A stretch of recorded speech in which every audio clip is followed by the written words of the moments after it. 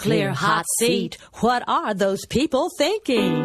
Nuclear hot seat. What have those boys been drinking? Nuclear hot seat. The corium is sinking. Our time to act is shrinking, but our activists are linking. Nuclear hot seat. It's the bomb.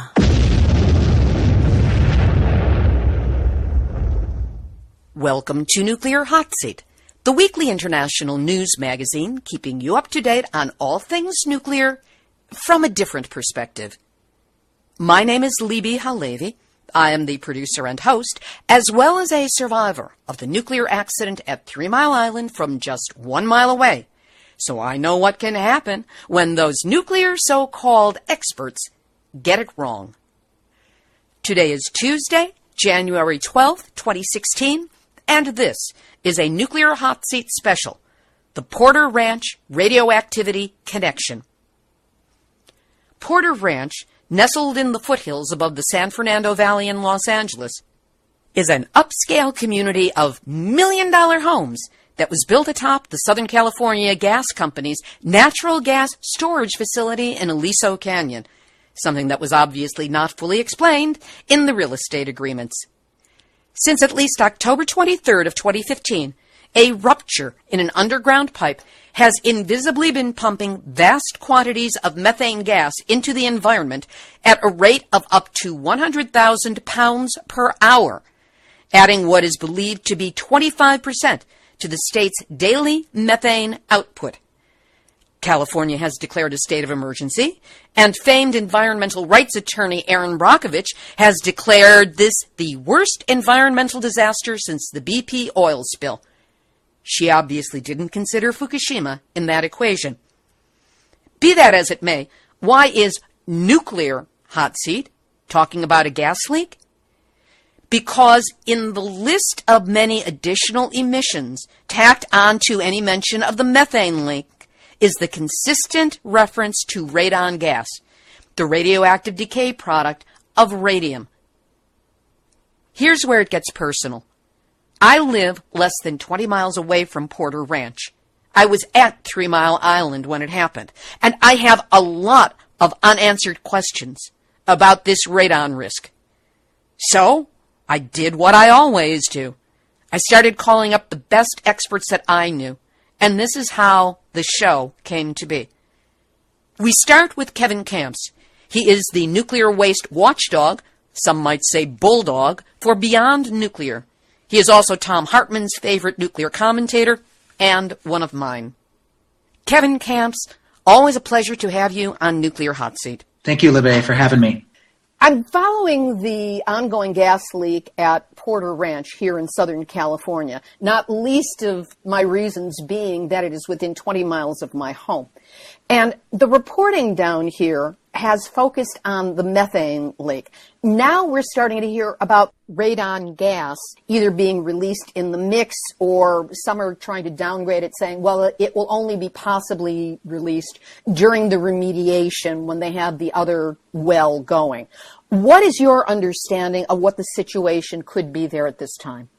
My understanding is that fossil fuel in the ground has uranium and its radioactive decay products in it, including radon. So when you extract fossil fuels, be it oil or coal or natural gas, they will have things like radon embedded in them. And when you have leaks of the fossil fuel, like methane gas, into the atmosphere, there will be a leakage of radon gas alongside it.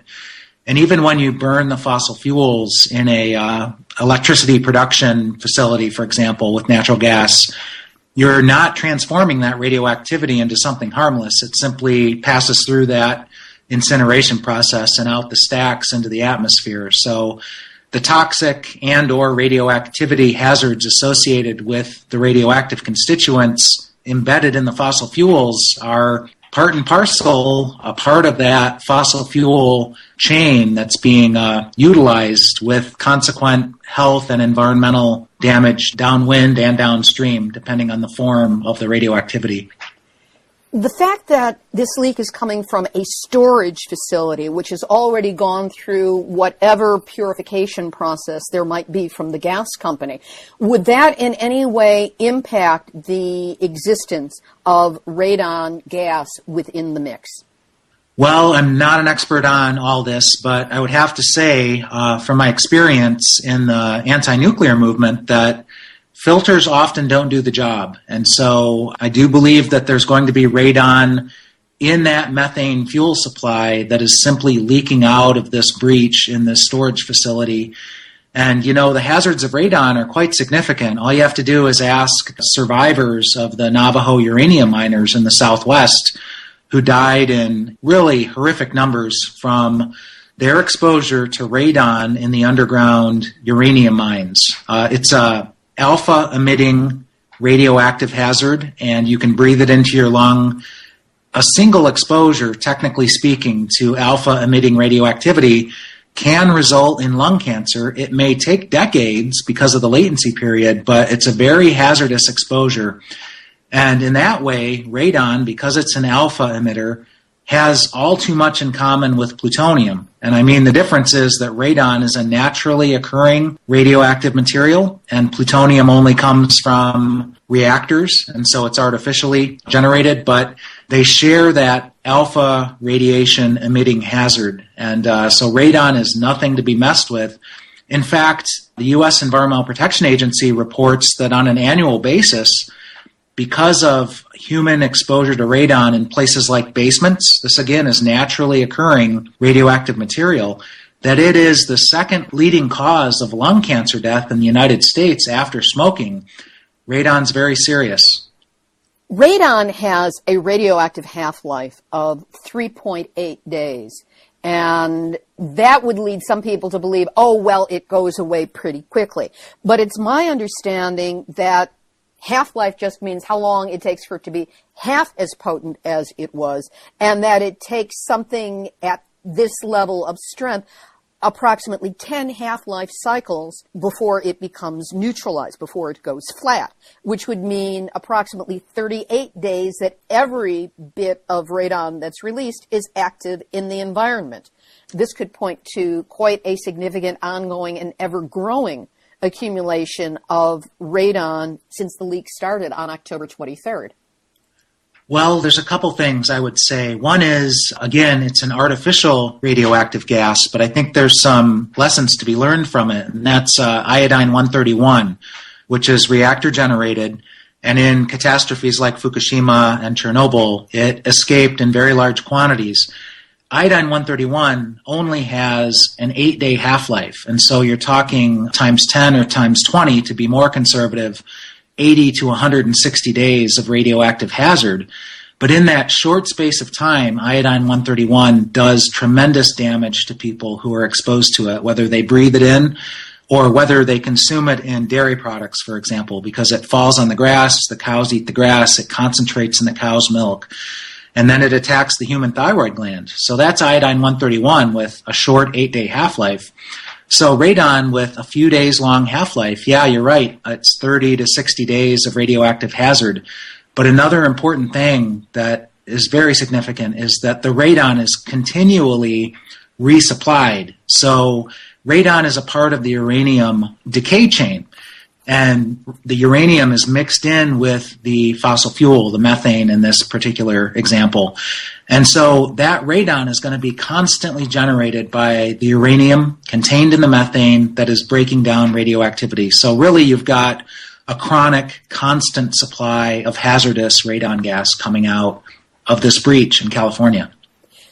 I've been reading about radon quite a bit today, and it seems that it attaches very readily to water, that it attaches to dust particles, and that these are some of the ways that it's spread, besides just hanging around in random basements of homes.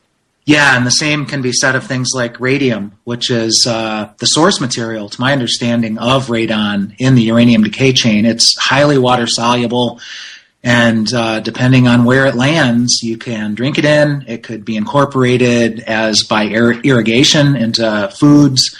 Can be mixed in with dust where it is liberated into the air. So these naturally occurring radioactive materials, including things like polonium-210, will find their way into the ecosystem in very insidious ways. What kind of regulations are there at the federal level regarding radon gas?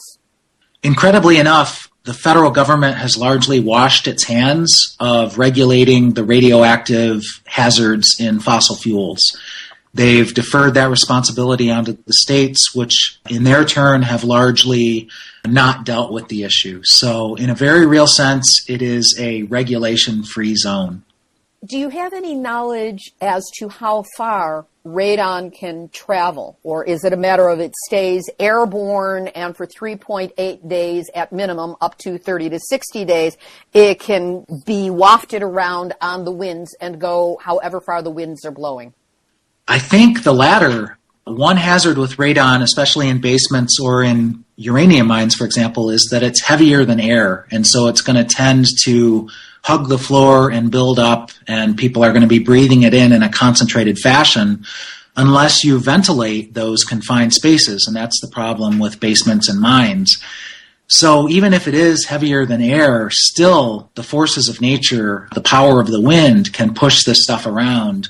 And just to give folks some idea of just the diabolical nature of this stuff, Dr. Gordon Edwards with the Canadian Coalition for Nuclear Responsibility educated me to this fact that even the boreholes used to study geology for the potential of uranium mining act in a chimney effect kind of way with radon. So concentrated plumes of radon gas will escape these exploratory boreholes and disgorge significant amounts of hazardous radon. So even though it's heavier than air, whatever convection currents exist, whatever wind forces exist, will push this stuff downwind onto unsuspecting human and other forms of life. In addition to the gaseous releases from this methane breach, you've just got the entire extraction process from fracking, which is supplying the methane. The solids, the liquids, the gases coming out of fracking are being dumped, for example, in Ohio, just willy-nilly in municipal garbage dumps and into water treatment plants. And so that background report I sent you showed that, certainly the workers in the fracking industry, the workers in the water treatment plants, but the general public downwind and downstream are very much in harm's way. If you lived in Southern California, in the San Fernando Valley, within, say, 20 miles of Porter Ranch right now, what would you be doing or what would you be thinking about doing? Well, I've heard the comparison made to the BP oil spill in the Gulf of Mexico with this current methane leak. And now Senator Markey, the Democrat from Massachusetts, did in the BP disaster. He demanded that BP turn the cameras back on. They had cameras on the seafloor. They had turned them off. He demanded they be turned back on so that people could see this flood of oil that was leaking into the Gulf of Mexico. So full transparency from the powers that be, the state government, the federal government, the companies involved.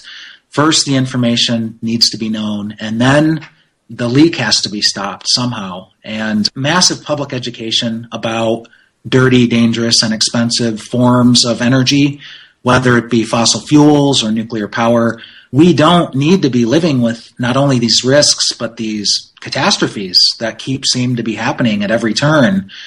Renewables and efficiency are the future if we're going to have a future. And so we have to abolish both fossil fuel use and nuclear power use, both in terms of toxic chemicals and radioactivity. And is there any way with this massive a leak, is there any way that you know of to put the genie back in the bottle to somehow mitigate the problems created not just by the methane, but specifically the radon that has been released, to remove it? I really don't know what to say. I mean, again, the indigenous people and their earth-based wisdom, they get their instructions straight from the Creator. And what I've learned from Navajo traditionals and Pueblo traditionals and Anishinaabe traditionals and others is leave it in the ground. And so we have to stop mining it and using it. These are the monsters that Navajo creation mythology spoke about, the oil and the gas and the coal and the uranium. you don't want to wake them up and bring them to the surface of the earth because they will wreak havoc, and they are. And so for what's already out, I don't know what to say, but we certainly need to stop doing it, and maybe that's the only hope for the future, is to minimize the damage that we've already done and try to learn our lesson. Kevin Kamps of Beyond Nuclear. Next, I talked with Cindy Folkers, Beyond Nuclear's expert on ionizing radiation and its impact on health and the environment. Note that when Cindy refers to the smoke from the leak at Porter Ranch, she's talking about the infrared video that was posted showing the otherwise invisible plume of gas billowing out from the site. The Porter Ranch gas leak disaster has been gathering a tremendous amount of media attention, but thus far it has been focused on the methane of the leak, and if radioactive radon gas, which is also being released, is mentioned at all, it's part of just a list of other things that are there. I'm absolutely astounded that they are not measuring for radon that I know of. Now, maybe they are and they're not releasing it to the public. But knowing what we know about natural gas production, drilling in the wells and the storage tanks and things like that, knowing that it can release radon during these processes, I can't believe that they're not measuring for radon. Porter Ranch, to my understanding, is not an active drill site, but it is a storage facility that takes the natural gas that comes from other sites that have released the gas through fracking. The one thing that I did find through my research was that there's at least one well at Porter Ranch that I think has tapped a natural gas reserve that's under the earth. So it isn't clear to me exactly all of what is going on at that facility. It sounds like there are several different procedures, industrial procedures that might be going on. Give us a grounding in what radon is and what it does to the body. Radon is a radioactive gas. It has a half-life of about 4 days, and that means that it can be hazardous for 10 to 20 times that amount. It decays by something called an alpha particle. It can be more difficult to detect than other radionuclides that give off, say, gamma, because alpha particles are less penetrating. And when you combine that with radon's relatively short half-life, it can make it very difficult to detect.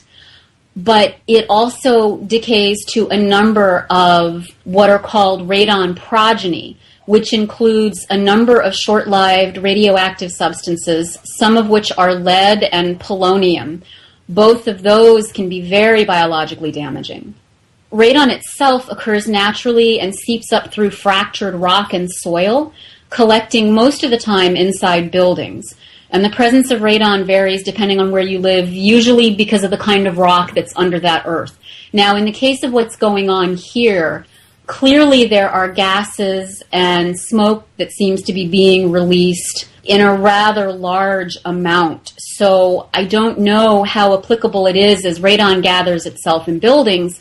I don't know how applicable this would or would not be to what's going on, because clearly these releases are to the open air.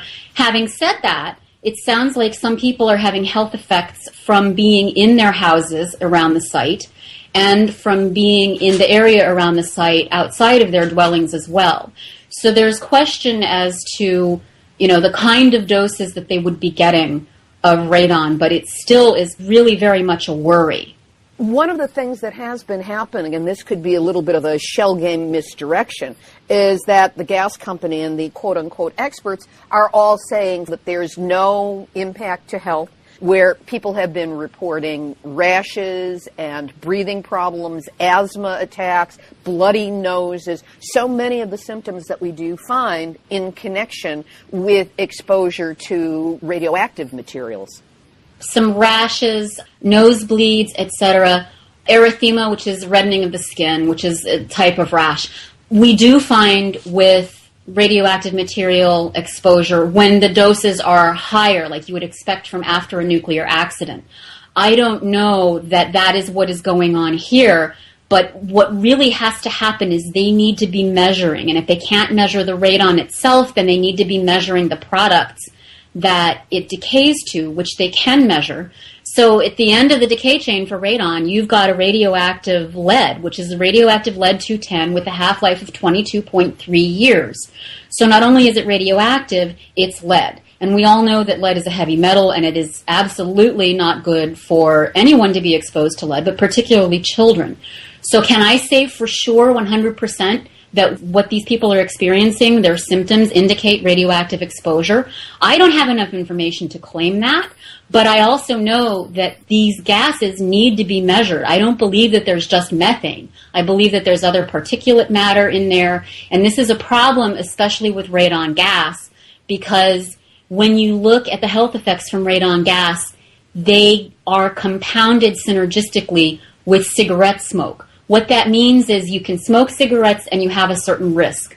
You can breathe radon gas and you can have a certain risk. But if you combine those two, the health impact will be greater than just adding the two effects from radon and cigarette smoke together. So it's a compounding of health effect. And the reason that happens is because the radon gas decay products like to attach themselves to dust and particulate in the cigarette smoke. Well, I see the pictures of the smoke coming out of the Porter site, and I'm saying to myself, there's dust and particulates in there, I'll bet you. And if there's radon and radon progeny in that dust, you don't even necessarily have to be breathing in the radon to have a problem. You can be breathing in that dust and get the decay products from radon, which you would normally not be breathing into your lungs. So that's the part of your body that is most affected. Some of it can leak out into the rest of the body through the lung tissue, etc. But breathing it in, it's giving you a lung dose. And that is what the problem is with radon. From what you just said, a new piece of awareness came to me, and that is that even after the radon has decayed to the point where it is no longer active as radon, it still leaves behind a radioactive legacy, which is the lead in particular and also the polonium, which you mentioned.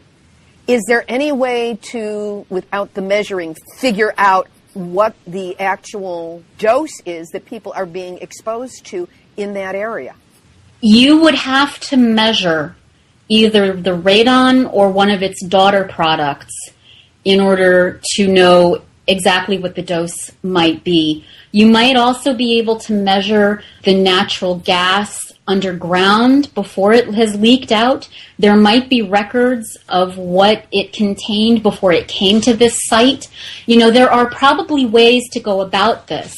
I'm just sort of talking off the top of my head when it comes to how one would go about sort of reconstructing what these doses, if there are doses from radon, what the doses might be. But we really need to know. We really need to measure.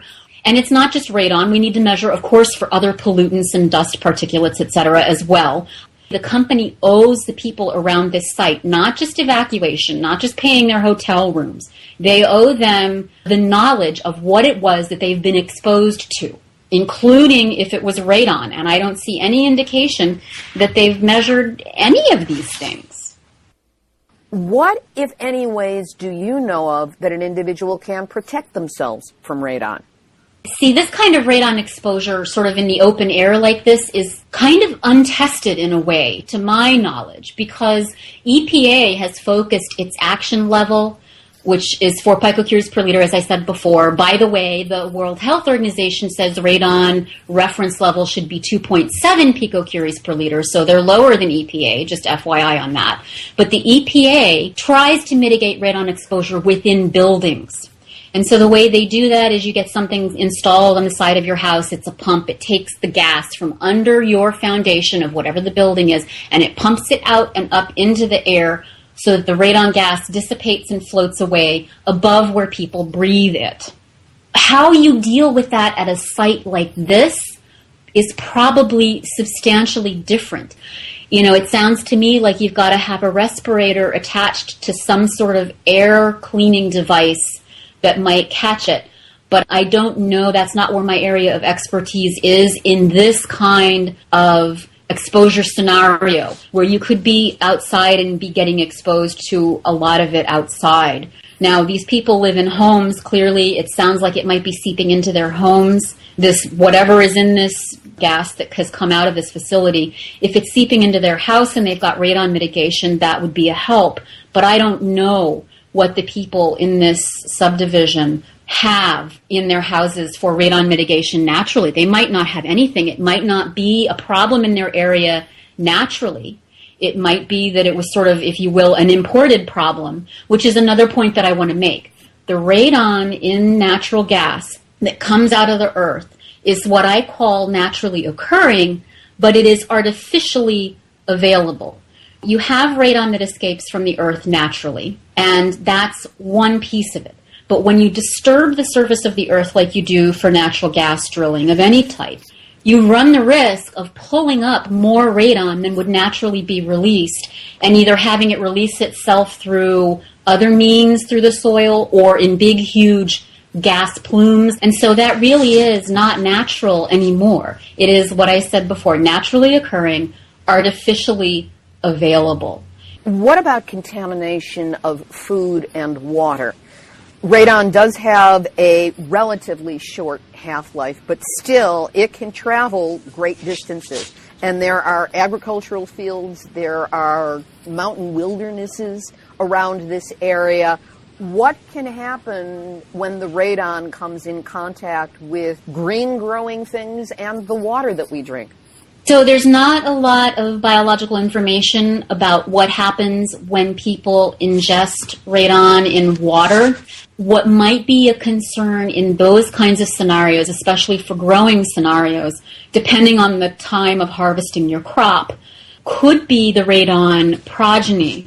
So that would be lead, that would be polonium, and some of these are radioactive. And so what ends up happening is you would have to look at how lead interacts with the body as a chemical. The fact that it's radioactive is an additional problem, but it's not going to tell you what's going on chemically. So you've got chemical lead, you've got chemical polonium, and we all know what lead does, especially for children.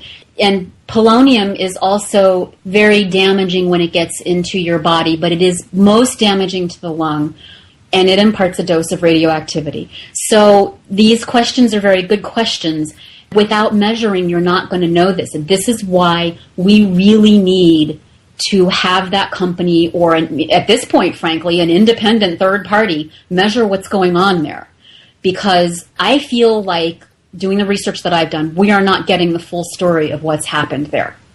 Then Cindy threw me a curveball, which I tried to correct, but it turns out she may be right. To my mind, the public there is owed some answers, and they're owed those answers months ago. I mean, this started in the summer. No. It started in October. October 23rd was the start of the leak. Okay, so this started many months ago, this leak. And so really, as soon as it started, they should have been aware of it. So they are really behind the 8 ball on this one. Cindy Folkers of Beyond Nuclear. As you heard, I was a little shocked that Cindy set the timeline for the leak at Porter Ranch back to last summer. But after the interview, she sent me links to 2 articles, one from August 15th of 2015 and an earlier report from July of 2014, where residents of Porter Ranch reported nosebleeds and other health problems and demanded answers, which they never got. As Cindy pointed out, these may have been early indications that the leak far predates the blowout that started on October 23rd. We'll have links on the website, nuclearhotseat.com, under this episode, number 238. 2 more interviews you're not going to miss are coming up. But first, Nuclear Hot Seat is here every week, and we have been for 4.5 years, covering aspects of the nuclear issues that just don't get touched upon by mainstream media. We use verifiable sources, journalistic standards, genuine experts with an international perspective, and yes, even a sense of humor. So help us out here. If you're a regular listener in one of the 59 countries we know download the show on a monthly basis, or new to Nuclear Hot Seat because you want to know more about this particular nuclear issue, help us keep doing the work with a donation. We make it easy for you to donate by going to nuclearhotseat.com, where you can click on the big red donate button. You can donate either through PayPal or directly from your credit or debit card. And if you prefer not to donate online, Email us at info@nuclearhotseat.com for a snail mail address where you can send a donation the old-fashioned way. Whatever you can do to help, you've got our gratitude. Richard Mathews is a longtime resident of the Porter Ranch area who is currently running for state assembly from that district. His background includes working in astrophysics at Caltech, and his work currently involves making the connections between physics and politics when it comes to alternative energy. He lives 4 miles from the gas leak. Let's start out with a sense of your background. I'm currently a candidate for state senate in the Porter Ranch area and throughout the West San Fernando Valley. But I started off way back in astrophysics at Caltech and then went into a career in computer engineering, designing computer components and software. And I want to be using that science and engineering experience so that we base policy in Sacramento on good, sound science. My political background, I've been active my whole life, going way back to marching for Cesar Chavez to boycott grapes. I've been regional vice chair of the Los Angeles County Democratic Party. I wrote the state party platform language that calls for completely phasing out all nuclear power. So I've been active up and down through the Democratic Party for many years. And bless you for it. Now, you also live very close to Porter Ranch and the gas leak. What has been your awareness of it, and how has this been impacting you? I've been involved in fighting the leak since the first day that we were smelling it. We have a group called Save Porter Ranch, which was actually first created to deal with the fracking that has been happening on the property next to this one. And so we were all ready and organized to go as soon as we heard about this. And so we've been fighting this since late October. What has the fighting consisted of? How have you been working on the political angle of this? We've been organizing protests and informational meetings. We've had hundreds of people out to many of our protests, and on the informational meetings, we've had as many as 2,000 people coming to these events. What has been the tone of the feedback that you've gotten from these 2,000 people at the events? People are really concerned about this. People are seriously getting sick. We have now had, I believe it's about 3,000 families that have been pushed out of their homes. Another couple thousand families are on waiting lists to get relocation funds so that they can move away. Others who don't feel they're able to move are trying to get air purifiers, and there are waiting lists for that. And so thousands of people are getting sick from this, and it really is a major, major disaster. We hear all the time about this being a methane leak, but then there's a list of other things that seem to be mentioned but not gone into, one of them being radon. And radon is a radioactive gas that then decays into other radioactive materials. How concerned have you and the others been about the radon aspect of this problem?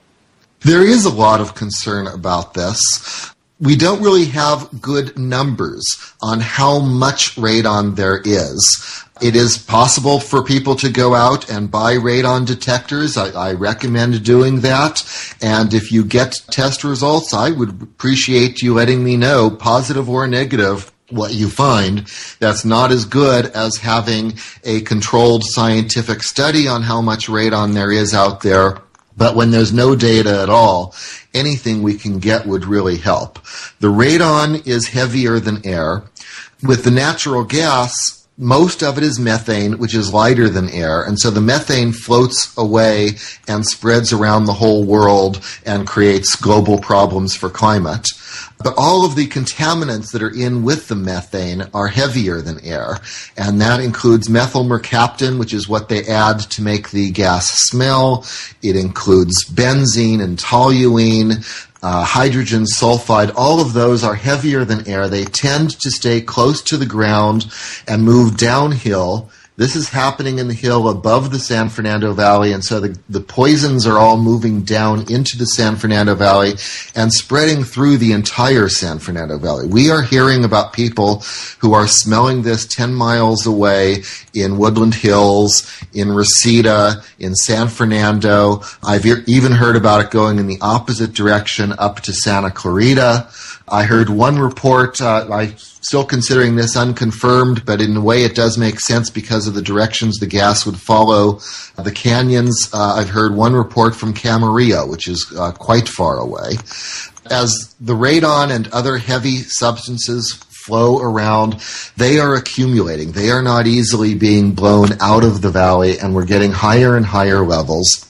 Radon has a half-life that means it'll stick around only for a few days. And the greatest risk from radon is if you get it into your lungs and it decays while it is inside your lungs. I need to correct something that you just said, because my other interviewees on this program also spoke to the fact that when we say half-life, and the half-life of radon is 3.8 days, that's just how long it takes for it to become half as potent, half as powerful as it was to begin with. It doesn't mean that the risk is gone. And in order for it to decay into non-radon, it will take anywhere from 10 to 20 half-life cycles, meaning anywhere from 38 to 86 days. Then what it decays into is radioactive lead and polonium, which is also a radioactive material. Lead has a half-life of over 22 years. So we're not talking about just because it's 3.8 days. It creates an image that it's going to go away quickly, but actually it's not, and it continues to accumulate. Were you aware of this? Yes, actually, I was about to be going into much of the same discussion. The radon will be around for a matter of days, and yes, that could be up to 30 days, 60 days, while the lead is going to be around for decades. And the lead creates a problem both from lead poisoning affecting the nervous system and the fact that the initial lead that you get is radioactive. This will be a continuing problem, but as far as the poison spreading, it really only spreads while it is in radon form, because that's a gas and it easily moves. Once it turns into lead, it's going to settle down on a surface, and then it's just like the problems we have with lead paint and things like that, it's going to be a stationary problem. So the radon is going to tend to be a problem fairly close in to the site because it doesn't have the opportunity to spread as much as gases that don't decay. The greatest concern for the radon is to the workers who are right at the site, and the next level of concern is for the residents who are closest to the site. But it could spread through the entire San Fernando Valley, and it would be very useful if people would get radon testers and we would get numbers scattered from around the valley. As the county health department and the air quality management district have been doing testing, they have mostly been doing sampling of air outdoors, and we don't have nearly as much data about what kinds of problems might be happening indoors. We know we are seeing places where inside one house there is a significant amount of smell in that one house, but the house next door we don't smell nearly as much or maybe nothing at all. So these gases can accumulate inside a particular house, and so getting more testing indoors would be very helpful so that we would know what the risks really are. There's a model for this in North St. Louis where they've been dealing with horrific contamination left over from World War II era waste that's been illegally buried on site there. Without going into a lot of details, though, what I think would be important is to know that they started their own epidemiological study by sending out a survey. I think they just used SurveyMonkey to gather numbers on cancer cases and other illnesses. And this might be a model that you could take for the in-gathering of any kind of radon information, that if you had a Facebook page that was dedicated to it so that people could post there, and perhaps there was a questionnaire that they could fill out, you could start having some kind of a coordinated in-gathering of that information, as opposed to scattershot, one here, one there, and people not understanding the patterns that are showing up. Absolutely. It's much better if you can do systematic surveys. And with the governor's proclamation of a state emergency the other day, the state is going to be looking at doing long-term studies where they take particular people in the area and follow them through the decades, because these radon effects are not going to show up as health problems right away. The effects from radon and from some of these other chemical problems that we have, like benzene, these are lifetime cumulative risks. The damage that the radon does stays in your body. Even though the radon is gone in a matter of days, that damage sticks around, and it adds to whatever other accumulated risks you have had from X-rays or from other things through your life, and shows up as cancer a decade later, maybe even 80 years later. So we really need to follow through. We also, in this same area, we have the Santa Susana Field Laboratory, which was the site of a nuclear power meltdown in 1959 and other dumping of radioactive waste and terrible handling of materials there, terrible pollution problem. And in all these decades, we still haven't cleaned that up. And we have a cancer cluster that comes from that. And now we're going to be having finger pointing as Boeing, which is one of the polluters at Santa Susana, and here's Southern California Gas Company, are going to be pointing fingers at each other and saying, oh, we didn't cause these cancers, the other guy did. And so being able to follow people through the decades will be very helpful to be able to tie the situations to the particular problems. What else can you tell us about the political situation, the political connections to this horrific leak? There is a lot going on the political side. As I mentioned, the governor just declared a state emergency, and that will bring a lot of good resources into this process. The legislature is working to codify the governor's proclamation, turn it into law, which makes it stronger, but we really want to go even beyond what the governor declared. So we will need additional legislation to try to eventually shut this site down for good. I have a petition that I have just started, and you can find that petition at voterichard.org. And that is calling on the president to declare this to be a national disaster area. And what that will do is it will bring residents tax deductions, mortgage relief, and federal resources that will help protect health. Getting that presidential declaration will be very helpful, so please go to voterichard.org and sign that petition. We will also take that link and put it up on the website, nuclearhotseat.com, under this episode, number 238. Richard, on the personal side, you and other family members live near the leak. How is this personally impacting your family? Well, my mother is 88 years old. She is still very politically active. She was at the Air Quality Management District meeting just the other day testifying about the problems that she has been having. And the health problems from these chemicals tend to be things that affect the young and the elderly more significantly, as well as people like me who have asthma. And so she has been feeling headaches and nausea and the various things that other people in the area have been feeling, and she feels she's too old to be able to relocate to somewhere else. She wants to stay close to her doctors and things like that. So we are looking at getting air purifiers, and the air purifiers are on back order. Hopefully we can get that soon. But a lot of people are in this same kind of situation of feeling sick and feeling trapped. If we were to help get this thing shut down, what steps would you like us to take? Well, the natural gas at this facility, this is a storage facility. Almost all of the natural gas in California comes from other states, from Texas, from the Midwest, from Canada, and that is fracked natural gas. We store it here so that on days that we bring in more gas than we are able to use. The excess is stored down underground in what used to be an oil field. And then on other days when we use more than we can pipe in, we use up that gas. Anything we can do to reduce our usage of natural gas will get us to where we are able to shut down this facility, that we won't need the extra capacity that it provides. And so we need to be really working on making sure that we have solar power on every rooftop.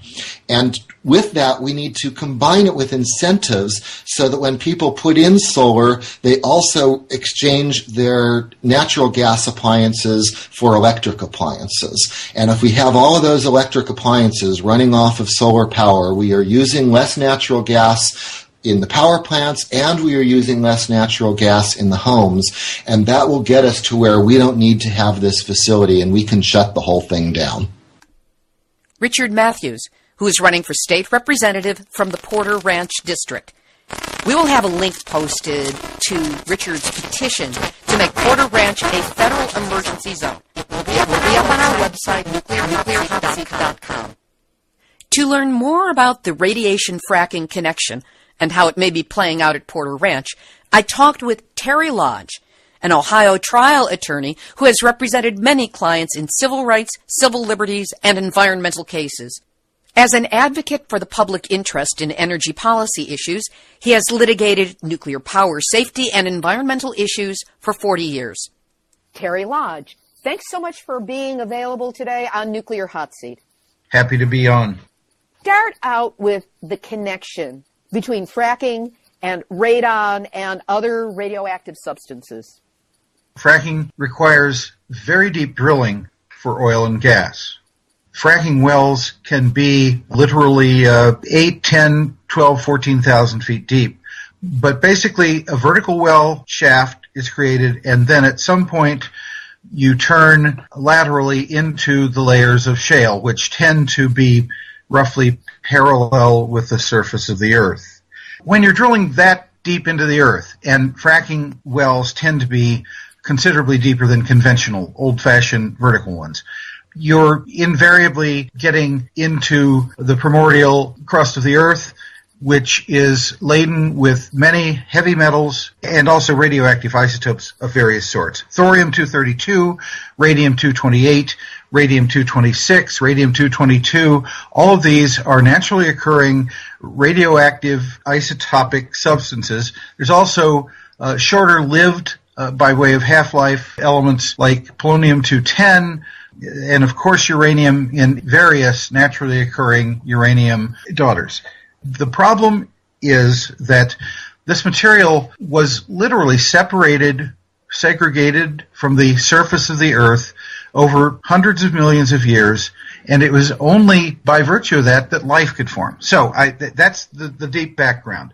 So the problem is that in mining and in mineral exploitation like drilling, you're pulling up from very deep in the Earth's surface, in the crust, you're pulling up natural but dangerous radioactive substances. Inherent in shale is a lot of radium and thorium in particular, as well as uranium. So, problem becomes, you drill into this. When you are drilling a well, you're using sort of an auger technique that pulls all of this stuff, drill cuttings they call it, up to the surface. So you may be 5 or 6 or 10,000 feet below ground, pulling up a lot of material. The problem is fracking requires the injection of chemicals into shale, and it breaks up the shale and crumbles it and all of that, and you draw gas and oil up through pipes. But the problem is that chemically, the drilling operators look for the hottest, most radioactive shale, which is the most productive from an oil and gas standpoint. So it means that inevitably there is a great deal of naturally occurring radioactive material that is in play when fracking is going on.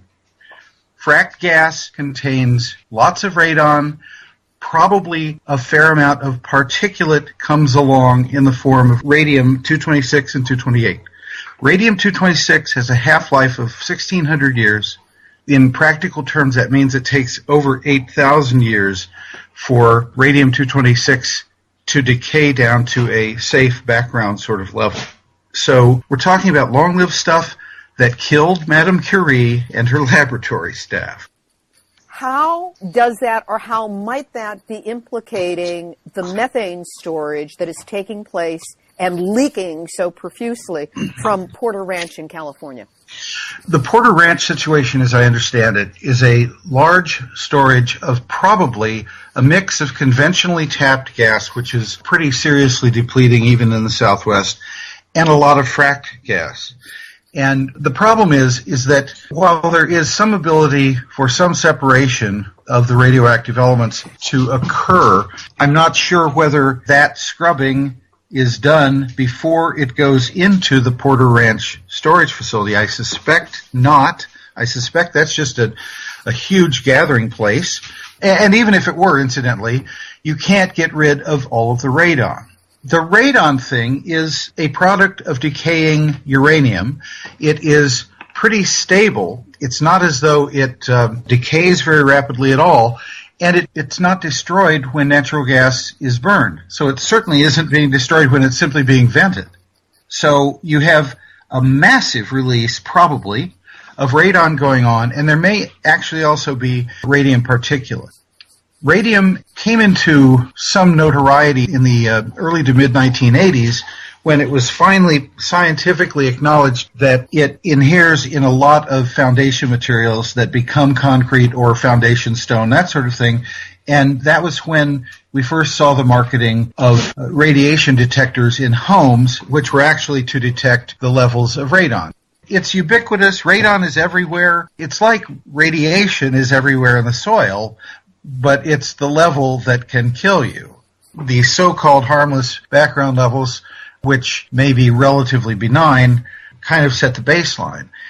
Radon is the second leading cause of lung cancer in the country. It is believed to be involved with somewhere in the vicinity of about 28 to 32,000 deaths a year. The number one cause, of course, remains smoking, but interestingly, one of the active ingredients in tobacco, which is widely believed by the medical profession to trigger lung cancer, is radium-226.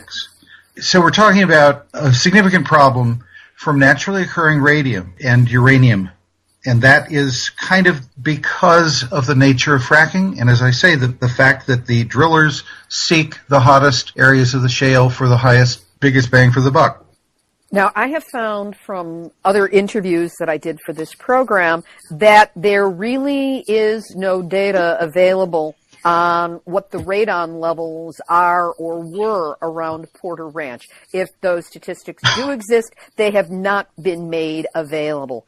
Given this lack of information, if you found yourself living in the Porter Ranch area, what steps would you be taking now to protect yourself? I'd be taking very rapid steps. I'd be running like hell. And the reason is that I suspect that there's little by way of emergency anticipation. You know, what could possibly go wrong? We have this vast underground storage facility, and it's geological, and so what? There are not obligatory, as I understand it, there are not radiation monitors. It just isn't done. So the problem is sort of the 3 Mile Island problem. The thing with 3 Mile Island was that the radiation emissions went way off the meter, so far as we suspect or know, but there were no redundant rings, there was no monitoring certain distances outside of the plant boundary. You don't even have that at Porter. And so, once again, is everybody's fault and nobody's fault. They don't know how much radon content there was, probably, and they don't know how much radon is being dispersed. However, radon is approximately, I'm thinking it's roughly the same atomic weight as oxygen, and so it can be concentrated by rainfall, concentrated by humidity and inversions and that sort of thing. So there needs to be some type of soil sampling, possibly grab samples of the air and all that. The thing is that this calculated ignorance is what the oil and gas industry actively seeks to have. They don't want discussion of radiation because that's a real mind-deadening kind of problem. It makes fracking kind of conjures up a lot of other things radioactive in our society, And so there's relatively little science, although the scientific juried and peer-reviewed analyses that are starting to come out are very damning, as predicted. So the problem is that radon is around.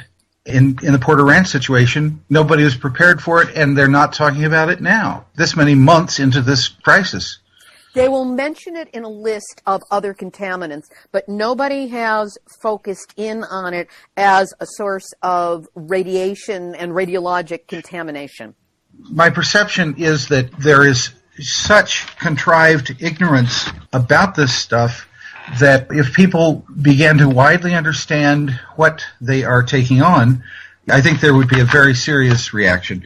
These are not trivial health problems that can arise, and public officialdom is largely silent, if not ignorant, of the risks, and the drilling industry is not about to fess up.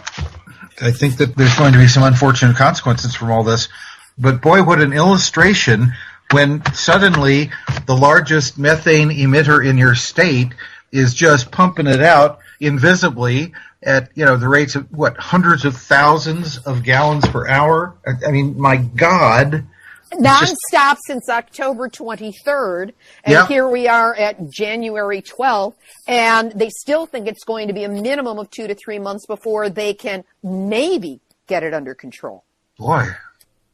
That was Ohio trial attorney Terry Lodge. Terry had so much information to share that I have invited him back in a few weeks so we can do a more thorough and extensive interview on the fracking radiation connection, as well as how it is playing out at Porter Ranch. Activist shout out. Last week on Nuclear Hotseat number 237, I interviewed North St. Louis resident and political candidate, interesting connection there, Byron DeLear, on the legalities concerning illegal dumping of radioactive waste from the Manhattan Project at the Westlake landfill. Included in that interview were some great legal strategies that can be taken to fight back against the political and legal gridlock regarding this toxic site and perhaps others. There is now a transcript of that interview, thanks to the expertise, motivation, and long hours spent by Nuclear Hot Seat listener David Parker, who transcribed the interview and then had it vetted by Byron DeLear for accuracy. You can find the PDF posted under this week's Nuclear Hot Seat, number 238, and also under last week's, which also has the audio interview with Byron. Now, there are 11 law schools listed by Google in the greater St. Louis area. Who wants to take on a class project for extra credit and support some class action suits? Here's today's final thought. I really hate finding myself in proximity to nuclear disasters. 3 Mile Island, Santa Susana Field Lab, now Porter Ranch. You do not want me choosing your vacation destination or your real estate investments. I will continue to cover the radioactivity connection to Porter Ranch, as well as my research into best practices to help safeguard your health from radiation exposure. For now, 2 important things for you to know.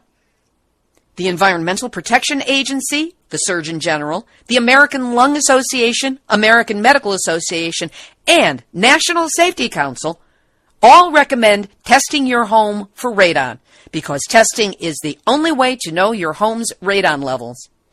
And, in a case of total irony, January is the EPA's National Radon Action Month. No time like the present to take radon action, Southern California Gas Company. Measure the radon and then release your findings immediately.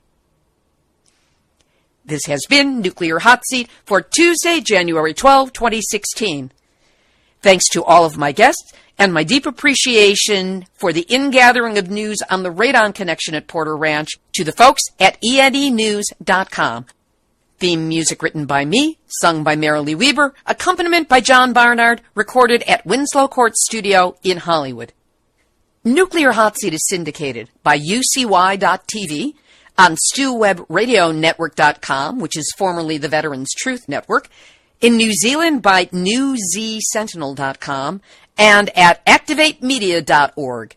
You can also find us on iTunes under podcasts, and our archive is available on the website, on our YouTube channel under Nuclear Hot Seat videos, and on iTunes.